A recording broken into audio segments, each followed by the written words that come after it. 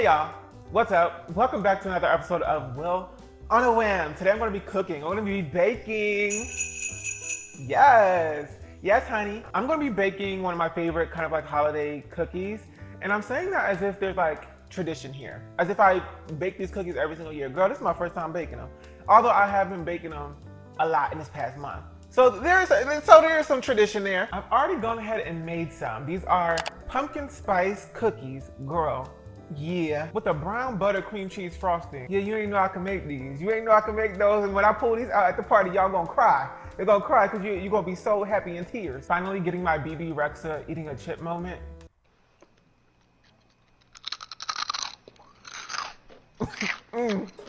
Delicious. These are so tasty. I hope that you make them. I'll leave the recipe down below, but you'll also be able to follow along right now.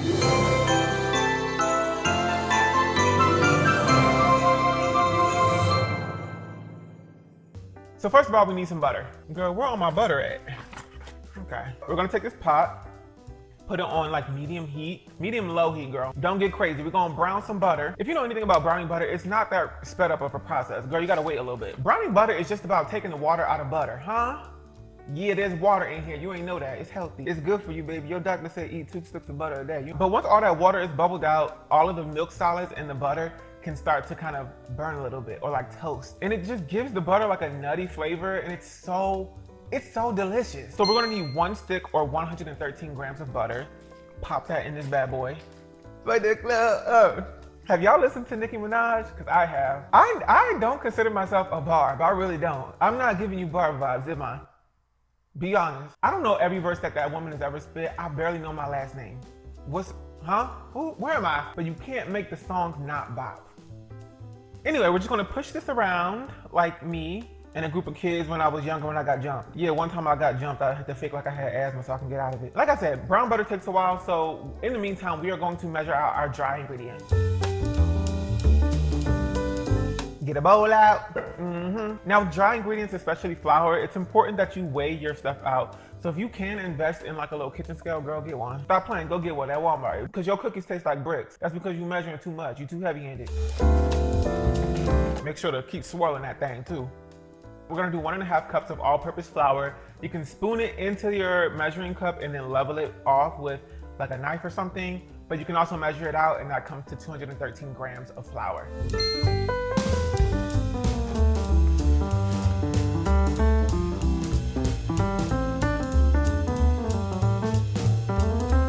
Now we're gonna add some baking powder and baking soda. These things together help keep your cookie light and bright. Girl, we don't want no thick, hard situation. These add kind of air bubbles that bake into your pastries and give it a little bit of a fluff. So 3/4 teaspoons of baking powder. Baking powder, I got baking powder. Wasn't that song about cookies? I be in the kitchen cooking pies with my baby. Aw, how cute. Date night. 3/4 teaspoons also of baking soda. Now off to the side here, the butter is bubbling up pretty nicely.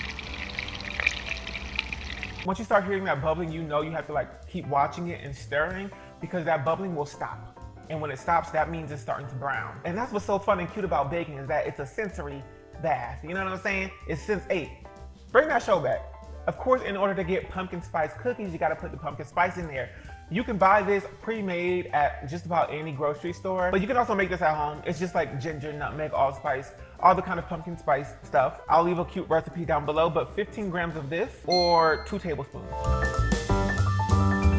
Be careful, children, that's a lot of pumpkin spice. Now we also need to add 1/2 teaspoon of kosher salt. However, I did bake these last night as well. That's where all the B-roll is coming from. And I think it's actually better to add the salt in the wet mix, which we'll be doing later, just so that it's evenly dispersed and dissolved, because sometimes I'll be taking a full jump scare. So I will add the 1/2 teaspoon of salt later. Right now, let's whisk this up. The butter, I don't know any other. Where were you when you found out sugar was a wet ingredient, baby? Like, oh, that's crazy. Before we even get started on that, let's go ahead and transfer the brown butter. It's nicely browned up. I'm gonna transfer that to a heat-proof bowl and then let that sit for about 10 minutes. I can put it in the, scrape that bowl, scrape the bottom of that bowl, because you wanna get all of the browned milk solids. Like all of that is prime flavor. Don't be playing yourself, especially after you waited all that time for some butter to brown. My flour is white and my butter is brown, or whatever sexy way to say it. Off to the fridge.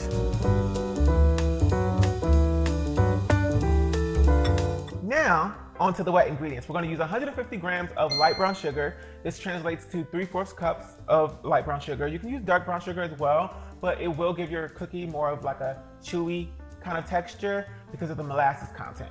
Now you really want like smooth brown sugar. I picked up this thing called a brown sugar bear. I found this on Amazon, but I'm sure you could find it maybe at like a Sprouts or something. You soak this bad boy and you put it in your brown sugar jar or any sugar jar, and it keeps your stuff fresh and smooth and light. Because if you know anything about brown sugar, it turns into cement 3 days in. We're also gonna add 100 grams or a half a cup of white granulated sugar. Oh, what you thought we wasn't gonna add no pumpkin? Baby, 120 grams of puree. Not pumpkin pie filling, baby, that's something different. 120 grams or 1 cup. You know what I love about pumpkin too? Is that it makes you poop. Girl, if you back up, say less. Make these cookies, baby. Lastly, we need 1 tablespoon of vanilla extract. I used up all my vanilla. I forgot we gotta add that half a teaspoon of kosher salt from earlier. Let's go ahead and put this on the mixer. You can totally mix this by hand, maybe not with your actual hands, but with a little bit of a spoon. But if you have a stand mixer, I think that makes it a lot easier. Hey, it's the mix and dance. Now while that's mixing, let's go ahead and preheat the oven to 375 degrees. She can sing and dance at the same time? Yup. One time my sister asked me to preheat the oven for her, and then I did, and I went to the store and I came back, and she was sat at the table, I'm kidding you, like this. Because I preheated the oven, but there was some like plastic plates in the oven. Why was there, who put plastic? Black people. Black people love using the stove as storage. Our brown butter is hella chill. I'm gonna add that to the wet mixture.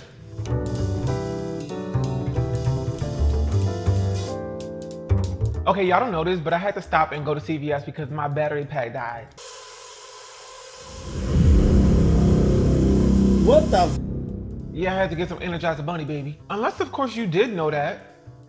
And in that case, creep. So we got our wet ingredients. Don't forget to scrape down the bowl, make sure everything's incorporated. Now we can add all that good dry ingredient. I'm gonna put this back on the mixer for just a little bit, just till everything is combined and then take it right off. Don't wanna mix it too much because that can lead to a dense cookie. Girl, all that took was not even 1 minute for it to incorporate. I was thinking the other day about the word dough and how people say dough is money. Huh? I'll be like, huh? Every time I hear that. But as I've been baking, I'm like, yeah, dough is money, baby. If I was a baker and I was making like bread dough, cookie dough, whatever kind of dough, babies, you need to scrape the bowl, scrape the paddle, scrape all that stuff because that is literally money. You can make a whole nother cookie with that. So it translates, dough is money. Okay, one last scrape. I'm using a 3 tablespoon cookie dough scooper, but you can use like a number 40, which is like a 1 3/4 inch scooper. That's like bakery stuff if you are like advanced. But if you use a number 40, you'll make about 9 cookie sandwiches. With this 3 tablespoons, you make about 5, 6. An easy way to level up these cookies as well is to take a bowl of sugar with some pumpkin spice in there and take these dough balls and roll them around in the sugar. And as it bakes, it'll leave these cute, shiny pumpkin spice flavored crystals on top. These don't spread crazy, but you do want to make sure they're about like 3 inches apart from each other on the tray. The oven is preheated. I arranged the racks in the oven to be kind of middle of the oven. Put these stacked, and then halfway through of the 15 minutes that we're gonna be baking these for, I'm gonna go ahead and switch the racks. Now we can get started on the brown butter cream cheese frosting. I know that's right. Anyway, I'm gonna take the same pot that I was using before, and then all we need is a half a stick of butter. Go 56 grams, put that in there.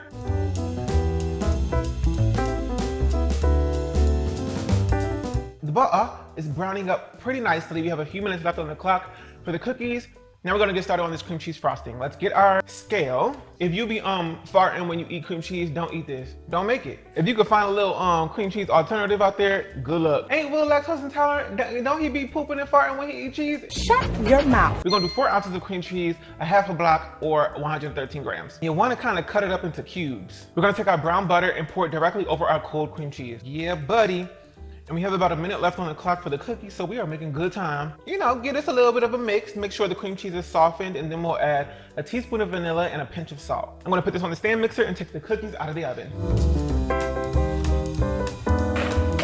These look gorgeous. You serious right now? You being serious to me? Let this cool off on the tray. If you were to like eat them right now, first of all, they're gonna be hot, burnt tongue. But second of all, they're not gonna be cooked all the way through. You want them to continue cooking on the sheet. Now let's mix our cream cheese frosting. Now I like to whip the frosting up, add a little bit of air in there, makes it more fluffy and easier to pipe. However, you can just mix this up by your hand if you don't got a mixer. Okay, I've made it to my favorite part, which is piping. I went ahead and chilled my frosting. I didn't mention, but I did also add 200 grams of powdered sugar to the frosting. That's important. You want it to be sweet, right? Oh, okay. I'm gonna cut off the tip here and then just pipe it on. You can absolutely just mix this up and spoon it on. You really don't need fancy smanchy stuff for this. I'm just gonna try to pipe in a smooth kind of circle, make sure it's all even for each cookie.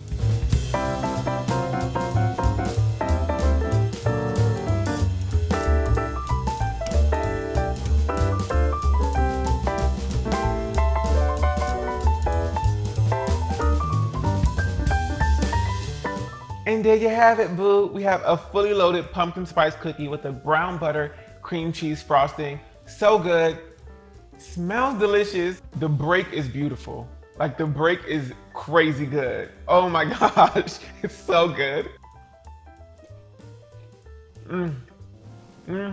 Thanks for hanging out with me, even though you begged for me to come over.